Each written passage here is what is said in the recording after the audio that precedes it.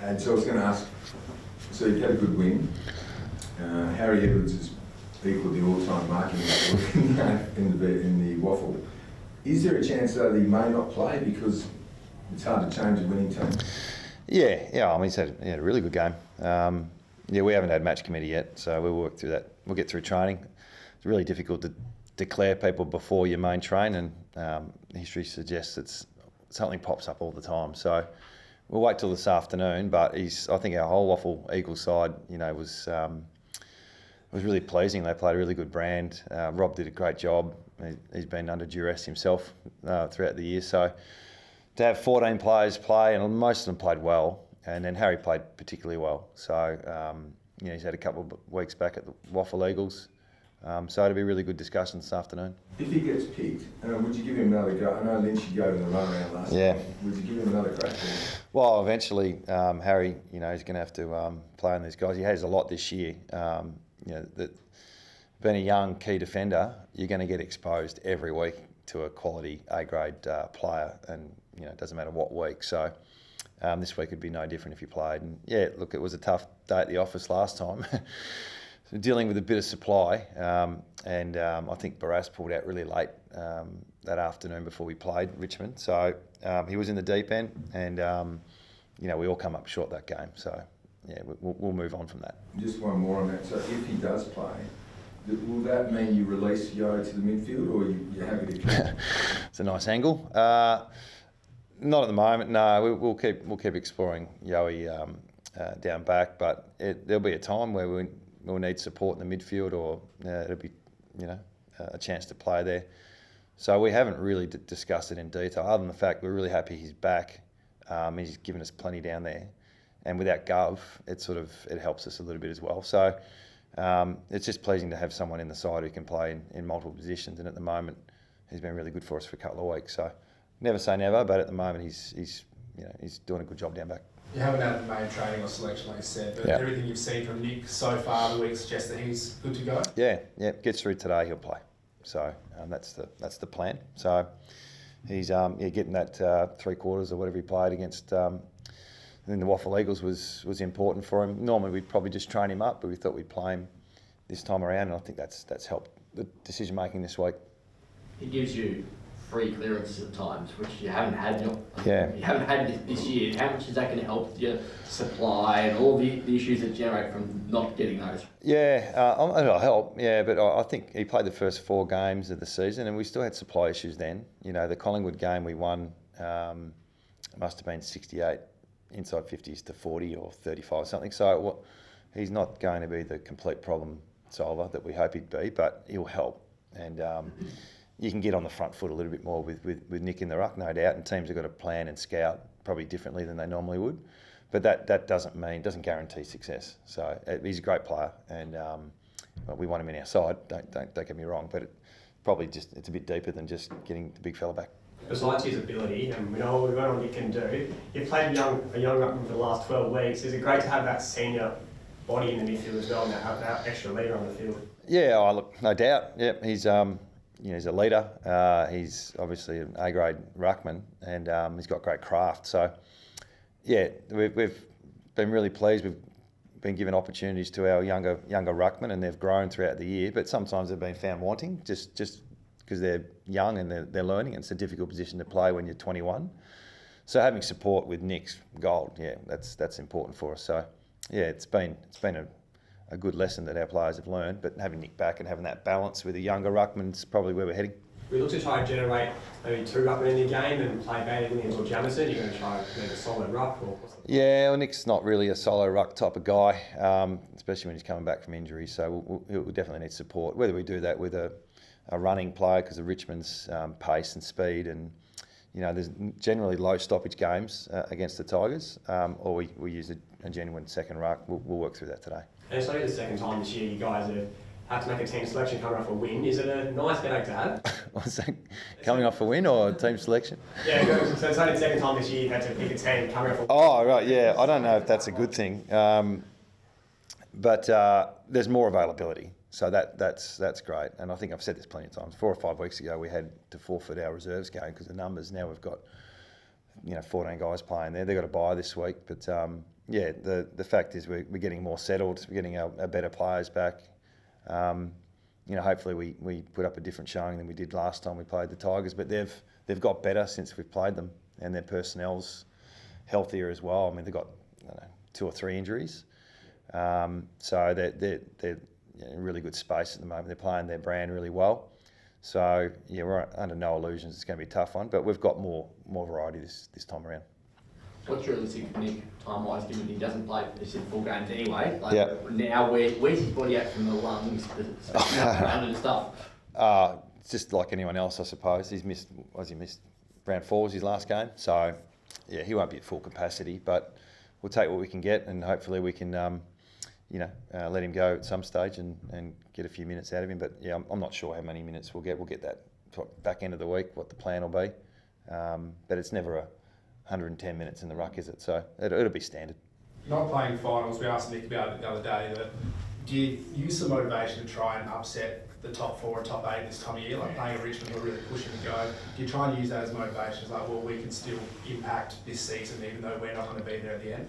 Not really. I think it's more about our journey and what we're trying to do and how we're trying to grow. So as much as I haven't even looked at who's still a chance of playing finals. The disappointing part is, you'd like to be in the mix right up until the end of the season. I mean, last year we went far off in the last couple of rounds, but being out of contention at round 15 or 14, or probably earlier than that, your motivation turns to development and growth and trying to get some synergy and system, and the wins. You'd love to get some wins, but we've been talking a fair bit about getting some small wins first. And we had a couple last few weeks, and we got a result last week. But yeah, disrupting other sides, yeah, that's probably an added bonus. If there's teams that really got a lot of motivation to win, and we can get in the way of that, that's great. But it's probably secondary to what we're trying to do. There's talk of Liam Baker wanting to come home. Obviously, he seems like almost the ideal player for you guys. Is that someone? What comment can you make at this stage about that? I've never commented on it before, Barry. I'm not going to start. So I understand there's going to be a bit of a different narrative for us this year. There's plenty of balls in the air, and the draft as well. So I'm just not going to buy in. Sorry, mate. Because as soon as you start talking, you regret it. And I'm not going to comment on any player who may or may not want to leave or stay. And we're going to have players at our club too that people can ask about as well. So I'm just not going to put my toe in that water. Fair enough. And Jack Darling, 250 games, considering the start to the season and the flack that he copped, and ironically he's almost played the most games, so it's the way it's panned out. Well, he's always been resilient, and he's reached the milestone probably quicker than any other player at our club. 250 games, premiership player, all Australian. He's done it all, and he's fronted up most weeks. So yeah, he had a rough patch early in the year, and you reflect on that time, and I think few people would take a few things back on the back of that, considering where we're at now as a society.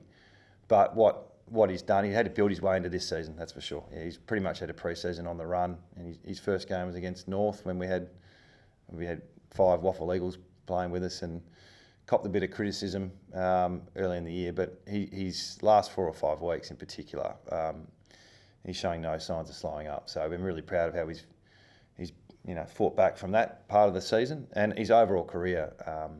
He's been so reliable for us, and we're really proud to have him at the club. You mentioned his resume there a little bit. Premiership player, 250 games, plenty of goals. Where does he sit? There's a lot of good forwards that have played at the club, but when you look back on him at this stage and what he's done, where does he rank amongst those forwards like Kennedy, Sumich, and all those players? Oh, he'd right up there, wouldn't he? In top 5, you probably would have thought at least. And there could be another 100 games left. So let's wait and see the end of his career. But yeah, we're a better team when he's in it, and when he's in form.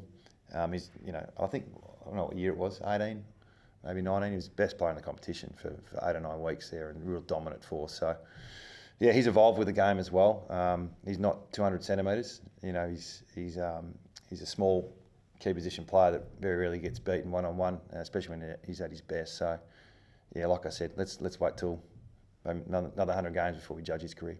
And the other champion, JK, are you starting to have those conversations? Because it's going to have to be managed, isn't it, realistically, in terms of what game it is. And you obviously won't want him to finish at Geelong. You know that probably not, JK. not going to be the game. Yeah, well, every time we talk about JK and how we manage him, he ends up playing. So we'll work through that. I think he's got his agenda of how he wants to finish the season off, and it marries up with ours. So when the time's right, we'll talk about it. But I was just so proud that he played a game like he did last week. We gave him some good supply, and it just showed us what kind of player he still is and has been. What do you reckon his body's at? 70% or 50%? I don't know. Incredible. Yeah, it takes a bit of time to get the big fella up during the week. We don't see him on the track very much anymore. So he's just a warrior. I can't speak highly enough of what he's done for our club. He owes us nothing. So hopefully he finishes off the year well. There's reports emanating out of the US today about Daniel Venables' trip over there and the way it was handled at the time. Have you seen the? No, I haven't. I just got briefed this morning, so it's really hard to comment. I haven't read it, but we've got the utmost care for Dan, and he's a premiership player, and he's a great man. So we've done everything we can to help him transition through a really difficult phase of his life. So that's all I can probably say. I haven't read the comments, but that support's ongoing, and hopefully he gets better.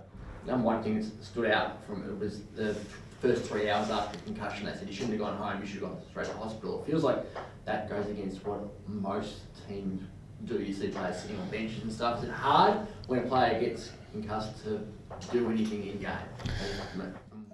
Look, you're asking the wrong person probably. I mean, I've evolved as a player and now as a coach, and we've evolved just like everyone else about how serious it is. So it used to be you get back on, and then it'd be if you miss a week, you're soft. And now it's it sits in a space that's probably going to look different in another 5 years. So whatever the medical team tells you to do is what you do these days. There's no way you get overruled, and you don't even try. So you just back in your medical staff, and they make really good calls. So that's as much as I can comment on really on any situation, let alone ours.